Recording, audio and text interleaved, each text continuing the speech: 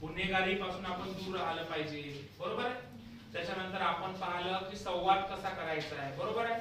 आपले आई वडील, शिक्षक, पालक, आपली शाळा यांच्या इथं राहत असताना आपण कसं वागलं पाहिजे, आपला वैयक्तिक विकास कसा साध्य केला पाहिजे, बरोबर. वैयक्तिक राहणीमान आपण पाहत सगळं सांगितलं. आठवते ना मी काय काय सांगितलं? हो की हो? हा. आणि आता आपल्याला पाहायचं आहे करिअर मार्गदर्शन. काय पाहायचं आहे? आता करिअर म्हणजे काय रे? कोण सांगू शकेल करिअर म्हणजे काय? कशाला म्हणतात करिअर म्हणजे? भविष्याला. आणखी कशाला म्हणतात? काय येते तुमच्या डोक्यात? पेन खाऊ नको ना. पेन खाण्यासाठी नसते, तो लिहिण्यासाठी असते. तुमच्याकडे पेजेस आलं असेल त्याच्यावरती फक्त नाव वगैरे लिहायचं, तुम्हाला कार्यक्रम कसा वाटला, काय वाटला, आधी मुद्दे लिहायचे, तेवढे लिहू शकतो आपण. ठीक आहे. काय वाटते तुम्हाला करिअर म्हणजे काय? काय वाटते अक्षय करिअर म्हणजे? करिअर म्हणजे काय वाटते तुम्हाला? काही येत नाही का तुमच्या डोक्यामध्ये? जेवणे म्हणजे करिअर आहे का आपलं? नोकरी म्हणते. हा बर. असे आणखी कोणाला काय वाटते?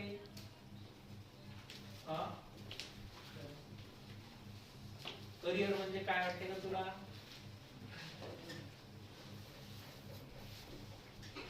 करिअर म्हणजे काय असते? भविष्यात आपल्याला काय करायचं आहे, बरोबर आहे की नाही. शाळा शिकून आपल्याला पुढे काय करायचं आहे? जेवायचं आहे का फक्त?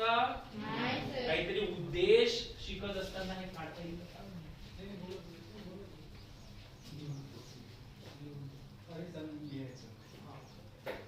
आपल्यामध्ये काहीतरी उद्देश असला पाहिजे. आता उद्देश म्हणजे काय रे? उद्देश नावाचा पोरगा आहे गुरुकुलच्या आश्रमात, तो म्हणजे उद्देश आहे का हो हर्षद सर? नाही.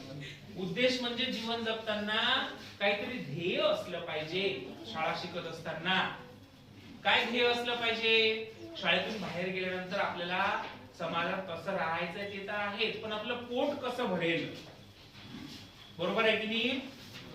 आपण व्यवसाय, धंदा, उद्योग किंवा नोकरी कशी करू, आपलं पोट कसं भरेल, उदरनिर्वाह आपला कसा होईल. म्हणून आपल्याला स्वतःच्या पायावर उभं राहायचं आहे. कोणाच्या पायावर उभं राहायचं आहे? आपल्या. हे दिसते का तुम्हाला? ब्लॅकबोर्ड दिसते का? सगळ्यांना स्पष्ट दिसते का? दिसते ना? बरं. हे बघा, आता आपण ब्लॅकबोर्डच्या माध्यमातून आता आपल्याला समजून घ्यायचं आहे. हे बघा, आता आपण आता 10व्या वर्गामध्ये शिकत आहोत, बरोबर आहे की नाही. बरेचसे पोरं 10व्या वर्गामध्ये शिकत आहेत किंवा आपण 5व्या वर्गापासून 10व्या वर्गापर्यंत शिकतो. माझा आवाज सगळ्यांना येते का? ठीक आहे. पण आपल्याला आता 11व्या वर्गामध्ये प्रवेश करायचा आहे. कुठे प्रवेश करायचा आहे? 11वा आणि 12वा, बरोबर आहे ना. आपण 5वी, 6वी, 7वी, 8वी, 9वी, 10वी शिकलो, बरोबर. माझ्याकडे लक्ष, बिलकुल माझ्याकडे कॉन्सन्ट्रेशन करा. हे खूप महत्वाचं आहे. कोण आहे रे तो? बोलू नको. बाजूने सरक. तू पिवळी टी शर्ट बाजूने सरक. बरं त्याच्या सरक बाजूने. एकटा बस. हा 3 नंबरच्या बेंचवर बसलेला कोण आहे? काय आहे तुझं नाव? काय? हर्षल. हर्षल बाजूने बस. हा पाठ. आपण 5वी पासून 10वी पर्यंत शिकलो, बरोबर आहे. आश्रम शाळेत शिकलो ना. पण 10वी नंतर पुढे आपल्याला काय करायचं? तर वेगवेगळे मार्ग असतात. काय असतात? वेगवेगळे मार्ग. त्या वेगवेगळ्या मार्गाने आपल्याला जायचं आहे. मग आता ते मार्ग कोणते? तर 3 रस्ते तुमच्या पुढे आहेत. किती रस्ते तुमच्या पुढे आहेत? 3 रस्ते तुम्हाला दिसतील. पण जीवनाचं ध्येय ठरवत असताना आपल्याला एकच रस्ता निवडावा लागेल ना. का तिन्ही रस्त्याने जाल तुम्ही? नाही. मग 3 रस्त्यापैकी पहिला जो मार्ग आहे, 11वीला प्रवेश घेत असताना, ऍडमिशन घेत असताना, शिकत असताना कला, आर्टचा मार्ग आहे. कोणता मार्ग आहे? याला कला म्हणतात. काय म्हणतात? कला. कल्ला नाही. कल्ला म्हणजे आवाज करणे होते, आहे ना. कला म्हणतात. दुसरा मार्ग आहे कॉमर्स. कोणता मार्ग आहे? कॉमर्स. याला मराठीमध्ये वाणिज्य म्हणतात. काय म्हणतात? वाणिज्य. हे सगळं मी तुम्हाला समजून सांगतो. त्याच्यानंतर तिसरा मार्ग आहे सायन्स. कोणता मार्ग आहे रे? सायन्स. याला काय म्हणतात? विज्ञान. काय म्हणतात? विज्ञान. तुम्ही शाळेत शिकताना ते विज्ञान 5वी पासून 10वी पर्यंत शिकताना तुम्ही ते विज्ञानच पुढे तुम्हाला मोठ्या स्वरूपात शिकायचं असते. आता काय करतो, एकाच पुस्तकामध्ये आपण भौतिक शास्त्र असेल, फिजिक्स बरोबर आहे, केमिस्ट्री असेल म्हणजे रसायन असेल, त्याच्यानंतर काय तुमचं हे लिहू नका, मी लिहायला वेळ देतो, वही बंद करा प्लीज, वही बंद करा. मी इथं जोरजोराने शिकवतोय ते तुमच्यासाठी आहे. वही लिहायला वेळ देतो पण समजून घ्या. हे समजलंच नाही तर काय लिहून फायदा त्या वहीमध्ये, बरोबर आहे ना? म्हणून समजून घ्या. हे वेगवेगळे विषय असतात. एक 11वी मध्ये तुम्ही आर्टला जाऊ शकता, 11वी मध्ये तुम्ही कॉमर्स घेऊ शकता ज्या कॉलेजला असेल, तुम्ही सायन्स घेऊ. आता बऱ्याचशा पोरांना असं वाटतं मला डॉक्टर बनायचं आहे. काय बनायचं आहे? डॉक्टर. मग सायन्स जर तुम्ही 11वी 12 मध्ये घेतलं, कुठे घेतलं तुम्ही? 11वी ला सायन्सला ऍडमिशन घेतली तर तुम्ही डॉक्टर बनू शकता. काय बनू शकता? डॉक्टर. मग डॉक्टर एक प्रकारचा असते का बेटा? नाही. एक असते एमबीबीएस, बरोबर आहे की नाही? हा पण डॉक्टर असते. एक असते BAMS, bachelor of medical science, Ayurvedic medical science. त्याच्यानंतर असते BHMS. पाठ किती मोठे डॉक्टर आहे, तुम्हाला वाटते एकच डॉक्टर ना? त्याच्यानंतर एक असते BDS म्हणजे बॅचलर ऑफ डेंटल सर्जन. एक असते BUMS म्हणजे युनानी पद्धतीचे डॉक्टर. एवढे डॉक्टर असतात. आणि याच्यामध्ये पुढे MD MS असंही तुम्हाला होता येते. MD किंवा MS म्हणजे मास्टर ऑफ सर्जन. ठीक आहे. मग हे करण्यासाठी तुम्हाला 11वी 12वी शिकत असताना नीटची परीक्षा द्यावी लागेल. ऐकलं का तुम्ही? नीट ऐकलं का? नीटची परीक्षा द्यावी लागेल. कोणती परीक्षा द्यावी लागेल? नीट एक्झाम. आता ही परीक्षा कोण घेते रे? नीटची परीक्षा. तर ही नीटची परीक्षा तुमची वेगवेगळ्या विषयामध्ये असते. मग हे वेगवेगळे विषय कोणते असतात? तर फिजिक्स असते, केमिस्ट्री असते, बायोलॉजी. मग याला तुम्हाला कोणता ग्रुप निवडावा लागेल हे घेत असताना? तुम्हाला PCB हा ग्रुप निवडावा लागेल. कोणता ग्रुप निवडावा लागेल? PCB group. जर तुम्ही सायन्स मध्ये निवडला तर मग तुम्हाला डॉक्टर बनता येते. PCB म्हणजे काय? तर P म्हणजे फिजिक्स, C म्हणजे केमिस्ट्री आणि B म्हणजे बायोलॉजी. आता बायोलॉजी म्हणजे इन्क्लूड काय असते? तर झूलॉजी असते. झूलॉजी म्हणजे जीवशास्त्र, बरोबर आहे? जीवशास्त्र. झूलॉजी म्हणजे जीवशास्त्र. कोणतं? जे प्राणी असतात ना वेगवेगळ्या प्रकारचे, ते पण त्याच्यामध्ये अभ्यासायला असतात. प्राण्यांचं वर्गीकरण वगैरे, प्राणी कसे राहतात, काय खातात. त्याच्यानंतर त्याला मायक्रोबायोलॉजी पण त्याच्यामध्ये इन्क्लूड असते, बरोबर आहे? मायक्रोबायोलॉजी म्हणजे सूक्ष्म जीवशास्त्र. हे बारीक बारीक जे जीव असतात त्यांचा अभ्यास. हे तिन्ही घटक याच्यामध्ये असतात. आणि हे तिन्ही घटक माणसाच्या आरोग्य म्हणजे माणसाचं जे आरोग्य असेल किंवा माणसाचं शरीर रचना असेल, नाक, कान, डोळे, हे सगळं या बायोलॉजी मध्ये असते. मग तुम्हाला डॉक्टर होता येथे. पण परीक्षा कोणती द्यावी लागेल? नीटची परीक्षा द्यावी लागेल. पण जर तुम्हाला इंजिनियर व्हायचं असेल, काय व्हायचं असेल रे? इंजिनियर. तर तुम्हाला कोणता ग्रुप निवडावा लागेल? PCM. कोणता ग्रुप निवडावा लागेल? P म्हणजे फिजिक्स, C म्हणजे केमिस्ट्री, M म्हणजे मॅथेमॅटिक्स. इंजिनियरला मॅथेमॅटिक्स आवश्यक असते ना, मॅथ, भूमिती. आता इमारत बांधायची आहे तर तशीच बांधता येईल का?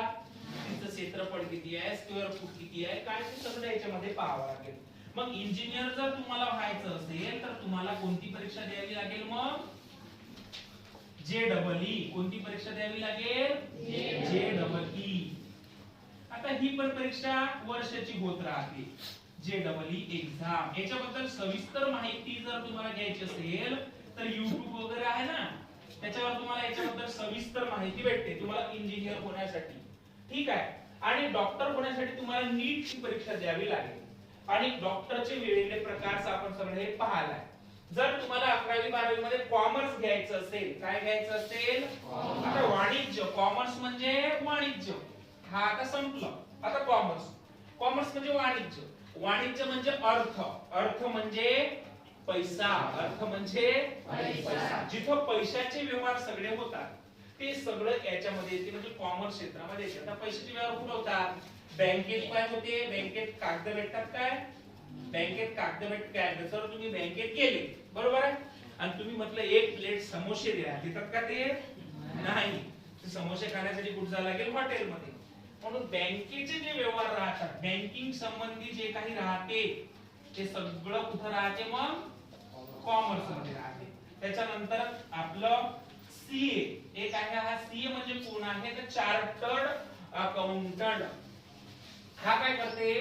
तर शाळेत समजा आपल्या किती अन्नधान्य आलं, किती गेलं, पैसा किती आहे, काय आहे, या सगळ्या व्यवहार वेगवेगळ्या कंपनी असतात, बरोबर आहे. कंपनी आहेत ना, खडू बनवण्याची कंपनी, डेस्क बनवण्याची कंपनी, फॅन बनवण्याची कंपनी, वेगवेगळ्या पतसंस्था असतात, वेगवेगळे पोस्ट ऑफिस असतात, त्याच्यानंतर वेगवेगळ्या संस्था असतात. त्या सगळ्यांचा हिशोब ठेवण्याचं काम हे सीए लोक करतात. बँकिंग क्षेत्र असेल, सीए असेल, व्यापार उद्योग असतील. व्यापार समजते? व्यापार, आता समजा जर मला खुर्ची विकायची आहे, तर हा व्यापार झाला ना. खुर्ची विकली तर पैसा भेटेल. खुर्ची निर्माण करण्यासाठी सगळं साहित्य आणावं लागेल, त्यासाठी काय खर्च करावा लागेल? पैसा खर्च करावा लागेल. तिथं काय, जिथं जिथं पैशाचा संबंध आला, ज्या ज्या गोष्टी निर्माण करण्यासाठी पैशाचा संबंध आला, ते सगळं क्षेत्र कॉमर्सला येते. तुम्हाला उद्योग करायचे असतील, व्यापार करायचा असेल, तर कॉमर्स आपण निवडलं पाहिजे. दुकानदारी टाकायची असेल, मोठी होलसेल दुकानदार, ऑर्डर टाकायची असेल, काही धान्य खरेदी करणे, कापूस खरेदी करणे, बरोबर आहे, हे सगळं याच्यामध्ये येते. आणि आर्ट हा विषय जर तुम्हाला घ्यायचा असेल, तर या आर्ट मध्ये काय येते? कला म्हणजे काय? तर वेगवेगळे विषय आहेत. याच्यामध्ये जर तुम्ही पाहिलं असेल तर इतिहास नावाचा विषय असेल. आता इतिहासामध्ये तुम्ही पाहिलं असेल तर प्राचीन इतिहास, मध्ययुगीन इतिहास, त्याच्यानंतर भूगोल येते. आता भूगोल म्हणजे काय? तर जगाचा भूगोल, महाराष्ट्राचा वेगळा भूगोल, आपल्या देशाचा भूगोल. भूगोल म्हणजे काय? वेगवेगळ्या काय नदी आहे का, नदी प्रणाली असेल, पर्वतरांगा असतील, लोकवस्ती असेल, लोकसंख्या असेल, हे वेगवेगळे विषय. आर्ट मध्ये चित्रकला पण येते. वेगवेगळ्या कॉलेजमध्ये जर गेले तुम्ही तर चित्रकलेला पण तुम्हाला ऍडमिशन घेता येते. आर्ट मध्ये संगीत नावाचा विषय पण येते, म्युझिक. जर तुम्ही वेगवेगळ्या कॉलेजला, मोठ्या मोठ्या कॉलेजला, नागपूरला वगैरे गेले तर हे विषय तुम्हाला अभ्यासायला भेटतात. याच्यामध्ये अर्थशास्त्र नावाचा विषय सुद्धा असते. असे वेगवेगळे विषय या कला क्षेत्रामध्ये असतात. हे तीनही क्षेत्र 10वी नंतर 11वी मध्ये आपण यातलं एक क्षेत्र निवडू शकतो. एक क्षेत्र आपण निवडू शकतो. त्याच्यात 11वी 12वी पूर्ण करू शकतो. आणि नंतर मग याच्या नंतरच पुढे काय? तर याच्यानंतर समजा तुम्हाला मेडिकल फील्डला जायचं आहे, पण डॉक्टर बनायचं नाही, पण मेडिकलला तुम्हाला जायचं आहे, तर ते बनण्यासाठी काय काय आहे, तर ते मी तुम्हाला आता पुढच्या याच्यामध्ये सांगतो. तर तुम्ही काय करा, तर आपल्या वहीच्या मध्यभागावर हे सगळं 10वी, 5वी ते 10वी, नंतर 11वी 12वी आणि हे तीन स्ट्रक्चर तुम्ही काढून घ्या. 5 मिनिटं तुम्हाला वेळ देतो मी. सुवाच्य अक्षरात चांगलं लिहून घ्या. ते काय समजलं नाही काय असते तर 100 मार्काचा तुमचा पेपर असते. त्याच्यामध्ये सामान्य ज्ञानाचा पेपर असते. हा याच्यामध्ये विज्ञान असेल, गणित असेल, त्याच्यानंतर तुमचं मराठी ग्रामर, इंग्रजी ग्रामर नसते. आणि 50 मार्काचं तुमचं काय असते तर शारीरिक चाचणी असते.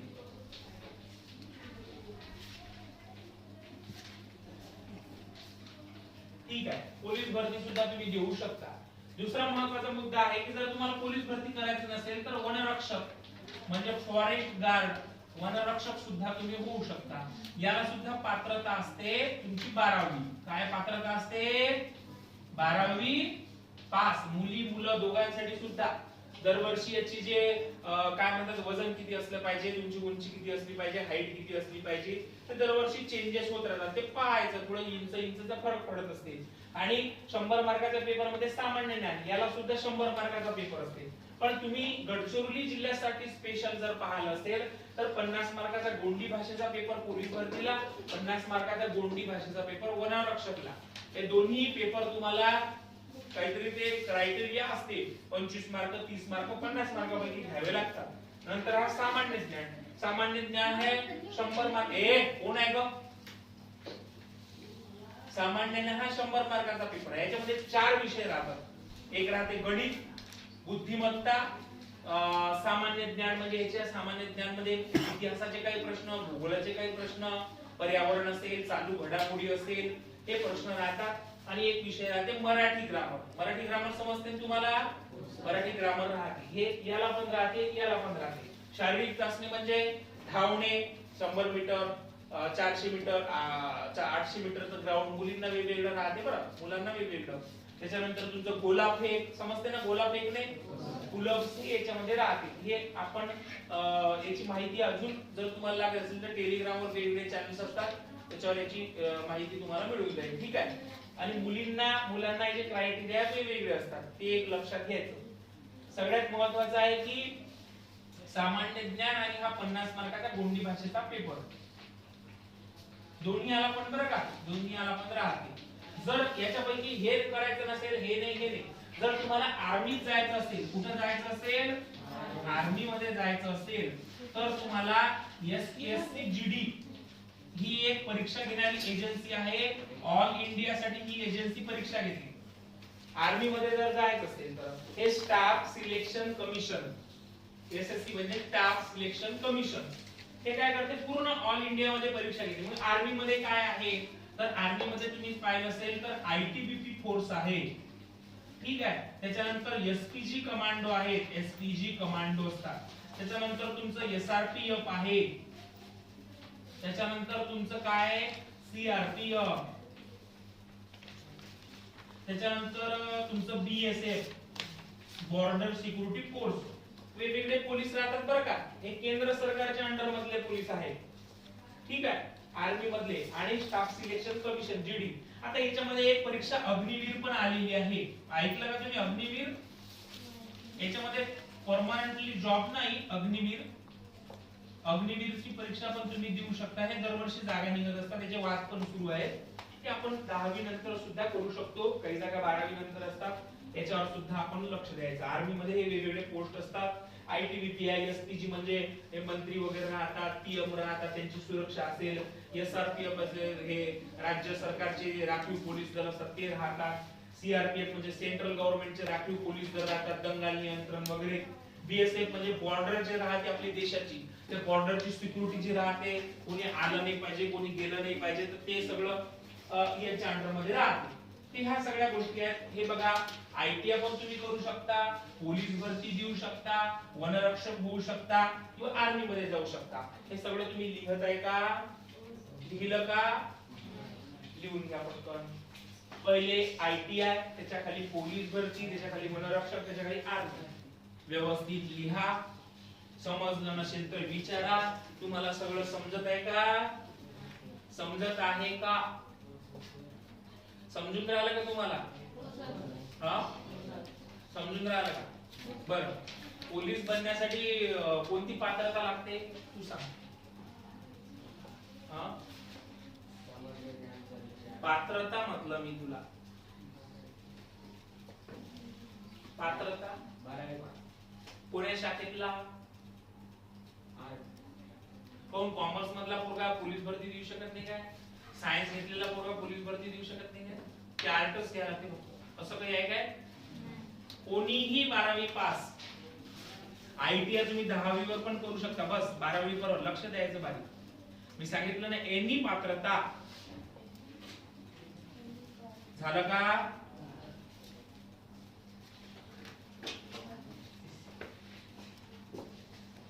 अशा वेगवेगळ्या पद्धतीच्या परीक्षा राहतात, त्याची तयारी तुम्ही केली पाहिजे. जर तुम्हाला आता जर तुम्ही जर पाहिलं असेल तर तुम्ही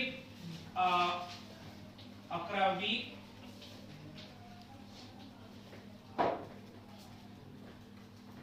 12वी मध्ये जर तुम्ही आर्ट, कॉमर्स, सायन्स घेतलं असेल तर पुढे तुम्ही काय करू शकता?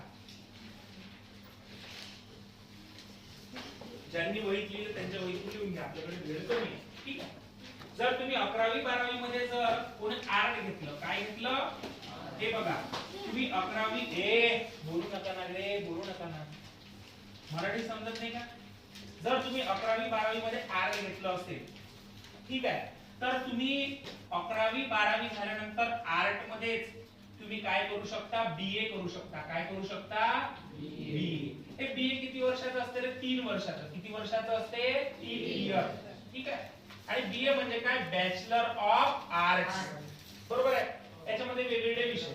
त्याच्यानंतर तुम्ही बीए झाल्यानंतर तुम्ही काय करू शकता, एमए करू शकता. काय करू शकता, एमए. हे 2 वर्षाचं असते. याला म्हणतात मास्टर ऑफ आर्ट. ठीक आहे.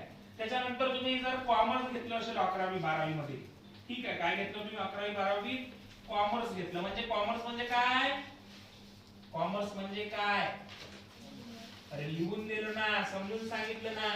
पैशावर किती वेळ बोललो आपण, वाणिज्य. वाणिज्य नाही ना बे, वाणिज्य. कसे बे तुम्ही. तर कॉमर्स घेतलं असेल तर तुम्ही बी कॉम करू शकता 3 वर्ष. याला म्हणतात बॅचलर ऑफ कॉमर्स, 3 वर्ष. आणि नंतर तुम्ही एम कॉम करू शकता, मास्टर ऑफ कॉमर्स, हे 2 वर्ष.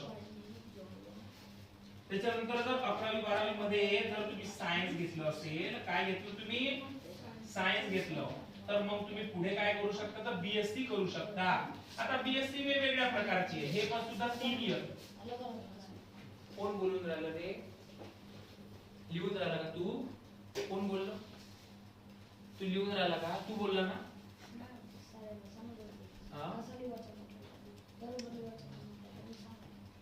तू काय सांगून राहिला, तू तुझं पाय ना. तर तुम्ही काय करू शकता, एमएससी करू शकता. काय करू शकता इथं, एमएससी. आणि एमएससी असते ही 2 वर्षाची. हे लक्ष ठेवा, ही इयर लिहिलेलं आहे. तुम्हाला सगळं सांगायला लागते बारीक बारीक, हे असं आहे तसं आहे, तरी तुमचं लक्ष नाही. आता सायन्स वेगवेगळ्या प्रकारचा आहे.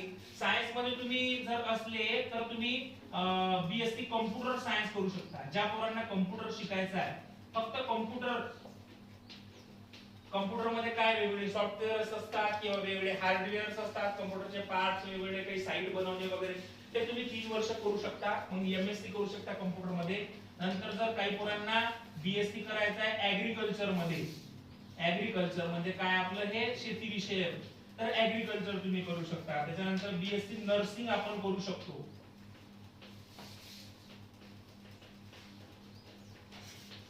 ठीक आहे. आणि ज्या पोरांनी जर 11वी आणि 12वी मध्ये जर सायन्स घेतलं असेल आणि त्यांना जर नर्सिंग करायचं असेल, काय करायचं असेल, नर्सिंग. आता नर्सिंग म्हणजे काय, तर परिचारिकेचं शिक्षण. परिचारिका म्हणजे काय, तर जे दवाखान्यामध्ये किंवा वेगळ्या मोठ्या मोठ्या हॉस्पिटल्स मध्ये ज्या काय म्हणतात त्याला, डॉक्टरच्या सोबत काम करणाऱ्या अटेंडन्स असतात, की ज्यांना इंजेक्शन कसं द्यायचं, सलाईन कशी लावायची, डॉक्टरने सांगितलेले मेडिकलचे डोस कसे द्यायचे, ते काम करणाऱ्या लेडीज असतात किंवा जेंट्स असतात. जेंट्सला पण आता हे नर्सिंग उपलब्ध झालेलं आहे, तर ते आपण करू शकतो. तर याच्यामध्ये काय असते, नर्सिंग मध्ये 2 प्रकारचे कोर्स असतात. एक असते एएनएम, हा एक कोर्स असते, आणि एक असते जीएनएम. आता या कोर्सला ऍडमिशन घेण्यासाठी आपल्याला एक सीईटी नावाची परीक्षा असते, ती तुम्हाला द्यावी लागेल. नंतर आपण या कोर्सला ऍडमिशन घेऊ शकतो, बरोबर आहे. आणि हे कोर्स केल्यानंतर, हा नर्सिंगचा कोर्स केल्यानंतर तुमच्या पुढे काय असते, तर एक तुम्ही शासकीय जे गव्हर्नमेंट जे रुग्णालय आहे, मोठे मोठे म्हणजे जिल्हा रुग्णालय असतील, जिल्हा प्रसूती रुग्णालय असतील, स्त्री रुग्णालय असतील, बाल रुग्णालय, गव्हर्नमेंटचे कोणते, तिथं तुम्ही गव्हर्नमेंटची जर भरती निघाली तर तुम्ही गव्हर्नमेंट सर्वंट म्हणून काम करू शकता. जर ते नसेल तर भारतामध्ये, महाराष्ट्रामध्ये, जिल्ह्यांमध्ये मोठे मोठे प्रायव्हेट रुग्णालय आहेत, खासगी आहेत ना डॉक्टरांचे, त्याच्यामध्ये सुद्धा तुम्ही काम करू शकता. असे 2-3 पर्याय म्हणजे तुम्हाला तुमचं करिअर घडवण्यासाठी नर्सिंग क्षेत्रामध्ये आहेत, ती आपण लक्ष ठेवलं पाहिजे. जर काही पोरांना जर समजा आता एवढ्या दूर तुम्हाला कसं सांगायचं, जर काही पोरांना जर समजा काय म्हणतात त्याला, मी काय सांगत होतो तुम्हाला, एक सोपी गोष्ट, काही पोरांना जर तुम्हाला वकील